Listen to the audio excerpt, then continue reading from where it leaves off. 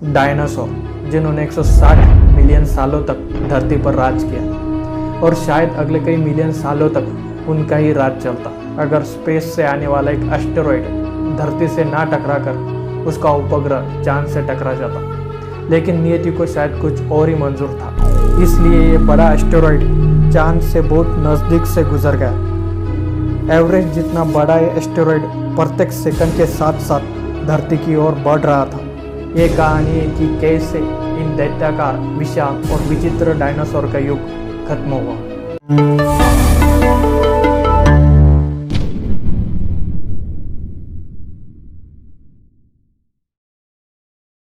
The Triassic period, ये वो period था जहाँ पर धरती का क्लाइमेट काफ़ी सूखा हुआ करता था और बारिश भी बहुत कम हुआ करती थी।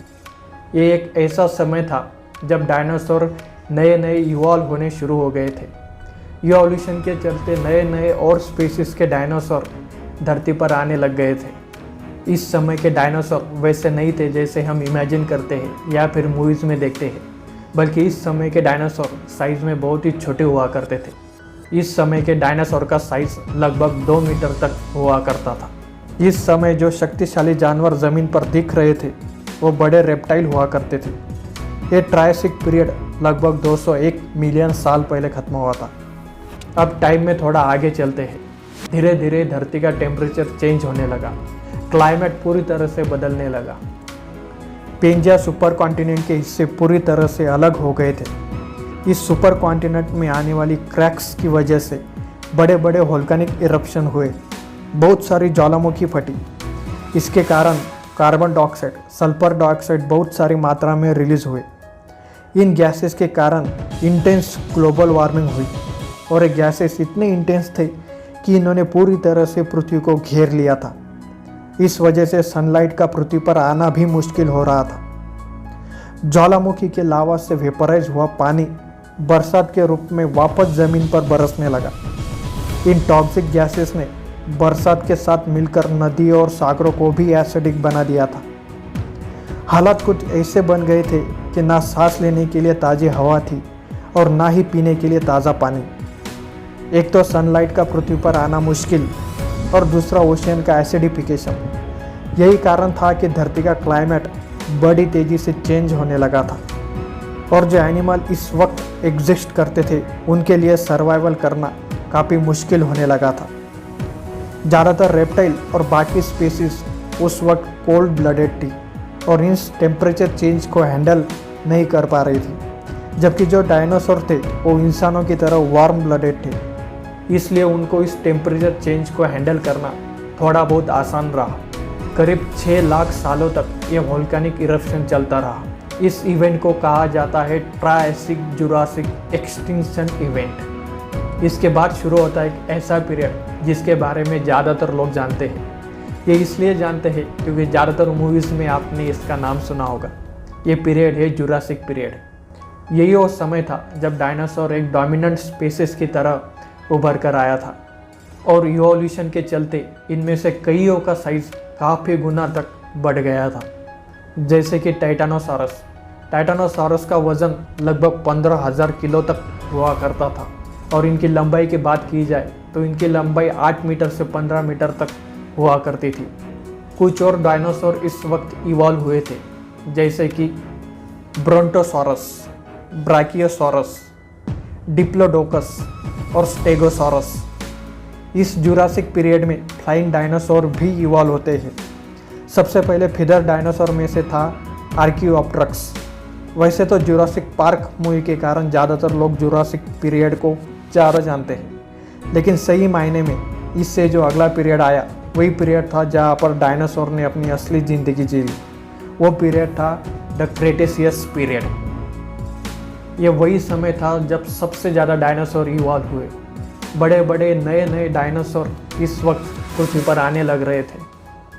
टी-रेक्स, जो शायद मूवीज़ में दिखाने जाने वाला सबसे फेमस डायनासोर है, वो इसी क्रेटेशियस पीरियड का सदस्य है।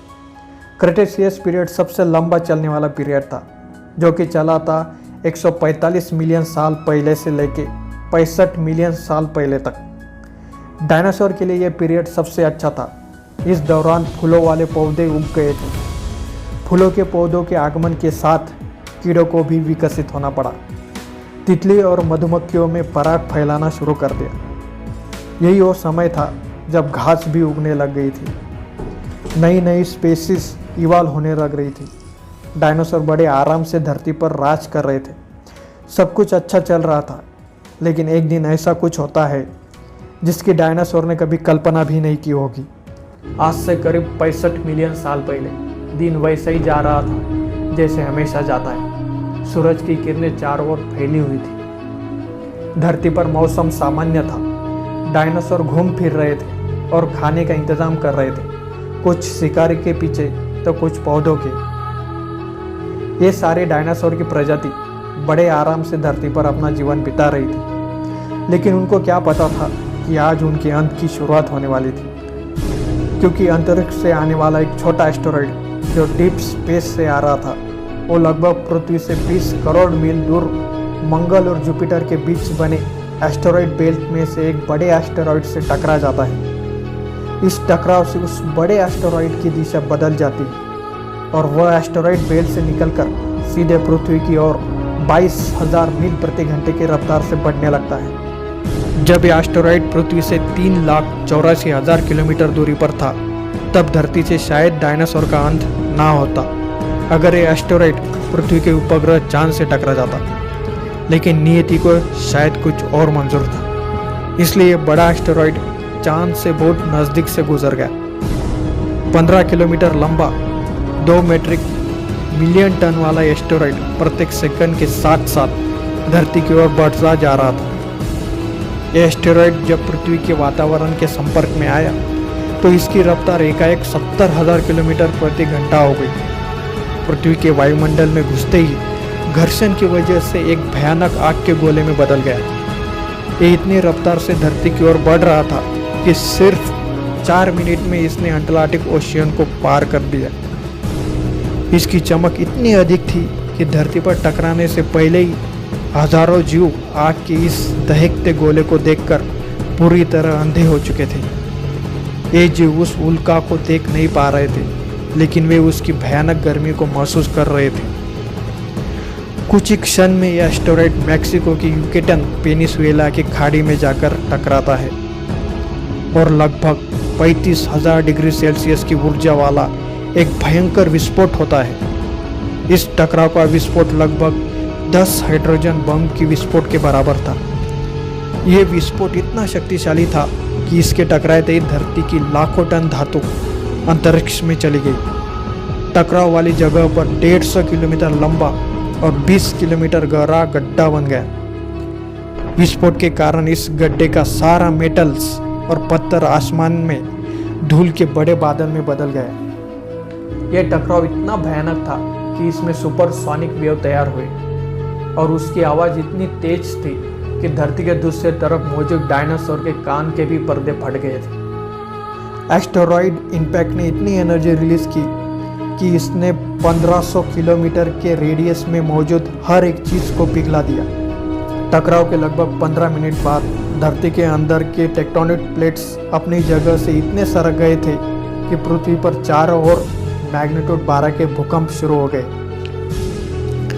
इस वजह से समुद्र में विशालकाय लहरों का निर्माण हुआ और एक के बाद एक सुनामी की लहरें चारों तरफ बढ़ने लगी।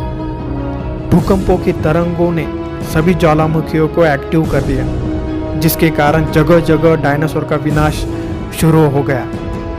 धरती के महाविनाश की प्रक्रिया का आरंभ हो चुका था। इस भयानक विस्फोट में रेडिएशन की मात्रा इतनी बढ़ गई थी कि इसके 1500 किलोमीटर के दायरे में आने वाले सभी जीव जंतु पूरी तरह राख के ढेर में बन गए। इस महाविनाश में उड़ने वाले डायनासोर इस जमीनी खतरों से तो बच गए थे, लेकिन ये महाप्रलय की बस शुरुआत थी। विस्फोट की वजह से जो लाखों टन धातु, पत्थर और धूल अंतरिक्ष में गए थे, वही धरती की ग्रेविटी के कारण ठीक 30 मिनट बाद आग के गोले के रूप में पूरी धरती पर बरसने लगे। साथ ही धूल का एक बड़ा तूफान 6000 किलोमीटर प्रति घंटे की रफ्तार से पृथ्वी की दूसरी तरफ विनाश करने आ रहा था। ये धूल के बादल कई किलोमीटर मोटे थे। जिसकी वजह से सूरज के प्रकाश को धरती पर पहुंच पाना असंभव हो गया था। हवा का तापमान 100 डिग्री सेल्सियस से ज़्यादा हो जाने के कारण धरती पर पेड़ पौधों की लगभग सारी आबादी जलकर खाक हो गई थी। टकराव के 2 घंटे बाद धरती का तापमान 200 डिग्री पार कर चुका था। कुदरत का ये वैश्य रूप कोई जानवर नहीं झेल पा रहा था। अगर इस वक्त हम धरती को बाहर से देखते तो वो कोई नीला ग्रह नहीं बल्कि दूर से देखने पर हमें लाल गोले की तरह दिखाई देता। इस महाप्रलय की वजह से धरती पर कुल 90% तक जीव नष्ट हो गए थे और जो 10% जीव बच गए थे उनमें से भी बस वही जिंदा रह पाए जिनका वजन 30 किलोग्राम से कम था। इसका कारण यह था कि इस महाप्रलय में लाखों की संख्या में जीव मारे जा चुके थे और पेड़ पौधों की सारी आबादी भी जलकर राख हो चुकी थी, जिसके चलते यहाँ पर जो बड़े और विशालकाय जीव जीवित थे और बच गए थे उन्हें भरपूर मात्रा में खाना ना मिल सका। लेकिन दोस्तों, ये महाप्रलय किसी अन्य जीव के लिए फायदेमंद साबित होने वाला था। धरती पर डायनासोर का अंत एक छोटी प्रजाति के लिए सुनहरा अवसर लेकर आ गया और वो प्रजाति थी मैमल्स की। मैमल्स क्या थे, कैसे बच गए महाप्रलय से, डायनासोर के अंत के बाद इंसान कैसे और कहाँ से आए थे, ये सब हम जानेंगे अगले एपिसोड में। तो दोस्तों, कैसा रहा है एपिसोड कमेंट में ज़रूर बताइएगा और जल्दी मिलते हैं हमारे अगले एपिसोड में, जहाँ पर हम डिस्कस करेंगे मैमल्स के बारे में, इंसानी जीवन के बारे में। तो चलिए ख़त्म करते हैं अपना वीडियो और मिलते हैं अगले वीडियो में।